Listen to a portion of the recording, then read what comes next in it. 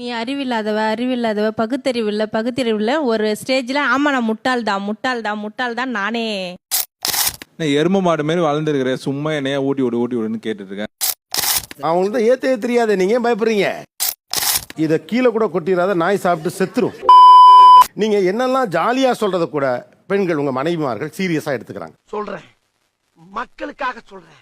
நான் வந்து மேரேஜுக்கு முன்னாடி 65 kg இருந்தேன். அவள் வந்து 40 தான் இருந்தா. ஸோ அப்போ வந்து அவள் கேட்குறப்பெல்லாம் நான் தூக்குவேன். இல்ல புரியல. இப்போ வந்து என்னை தூக்க சொல்றா. பாத்தீங்கன்னா 70 kg இருக்கா. பூதம் மாதிரி இருக்கு, இதுக்கு போயிட்டு தூக்க சொல்றேன், என்ன நல்லா முடியாது அப்படின்னு. அதுக்கு வந்து கோச்சிங்னு சம சண்டை வீட்டுல. என்னடி இது? அவங்க ஜிம் போறாங்க சார், அவங்க ஃபிட்டாவே இருப்பாங்க. நான் அட்லீஸ்ட் ஒரு வடை எதனா ஆசைக்கு சாப்பிட்டா கூட நீ ஃபேட் ஆயிடுவ. ஐயோ, மீண்டுமா தம்முக்கு போய் தண்டால் தூக்குறீங்க, வாட் இஸ் தட் தம்புல்ஸ் தூக்குறீங்க, எல்லாமே இவ்வளவு ஃபிட்டா இருக்கீங்க, ஒய்ஃபை தூக்கம் இல்லையே. அப்படி பாரு, சூப்பர் சீனரி. கற்பூரம் அது கொளுத்துறாங்கன்னா கூட அதை கரெக்டா ப்ராப்பரா பண்ண மாட்டாங்க. இப்படியே ஒரு மேட்ச் பாக்ஸை கொளுத்துவ அப்படி கேட்டா, இப்படியா ஒரு மேட்ச் பாக்ஸை கொளுத்துவ அப்படின்னா அதை மட்டம் தட்டு தான் நினைச்சுக்கிறாங்களா? என்ன கொடுமை சரவணன். உங்க வீட்ல என்ன கத்து கொடுத்தாங்கன்னு கேட்பாங்க சார். இதெல்லாம வீட்ல கத்து கொடுப்பாங்க. ப்ரொடக்ஷன்ல கற்பூரம் இருக்கா? உங்களுக்கு கொளுத்த தெரியுதான்னு இப்ப தெரிஞ்சுக்கலாம். ஏன்னா எப்படியும் அவங்க ஒரு தடவை கொளுத்த போறது இல்லை, அதனால நீங்க பயப்படாம கையில வச்சுங்க. சாம்பார் அப்ப எனக்கு என்ன அவன் சரியா வளர்க்கலையே, சூடம் கொளுத்தெல்லாம் சொல்லி கொடுக்கல, கையில வச்சுங்க. அவங்களுக்கு தான் ஏத்தே தெரியாது, நீங்க ஏன் பயப்படுறீங்க? ஒரே ஸ்ட்ரைக்ல தான் பண்ணணும். இவ்வளவு மகிழ்ச்சியா நீங்க இருந்து நான் பார்க்கவே இல்லை இந்த ஷோ ஆரம்பிச்சதுல இருந்து. வாங்க.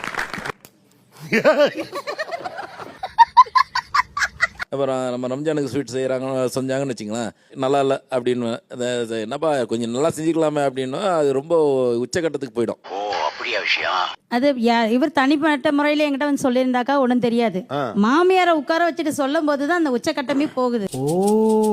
இப்போ எது ஸ்வீட் செய்யறேன்னு வச்சுக்கோங்களேன்மா, அது நீ தான் செய்யறதானம்மா, நீ நல்லா செய்வல்ல, அவளை ஏமா செய்ய விட்ட பாரு எப்படி செஞ்சிருக்கா. இது டூ மச், இது டூ மச். அது நீங்க தனியா தான் சொன்னா என்ன சார்? வீட்டில் 4 பேர் இருக்கும்போது சொல்றதுல என்ன சார் இருக்கு? தனியாக கூட்டிட்டு போய் பர்சனலா பேசுற விஷயமா இது போய், அதாவது வாய்க்கு வந்தபடி எல்லாம் பேசக்கூடாது, எதா இருந்தாலும் நியாயமா பேசணுமா இல்லையா?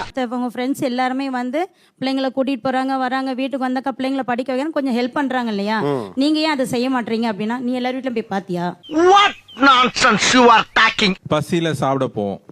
நம்ம பசியா சாப்பிட்றப்போ என்னன்னா அவங்களுக்கு இந்த ஊட்டி விடுறதுன்னா அவங்களுக்கு வீட்டுல இருந்தே பழக்கப்படுத்தி விட்டுருக்காங்க போல. ஐயோ ஐயோ. ஸோ இங்க வந்தாலுமே நம்மள வந்து எங்க ஊட்டி விடுங்க, நல்லா பசியில சாப்பிட்டுட்டு இருக்கப்போ எங்க ஊட்டி விடுங்கன்னு கொந்தளிச்சாதீங்கண்ணே, பொறுமையா கடப்பிடிங்க, அறியாப்புல தெரியாம கேட்டா.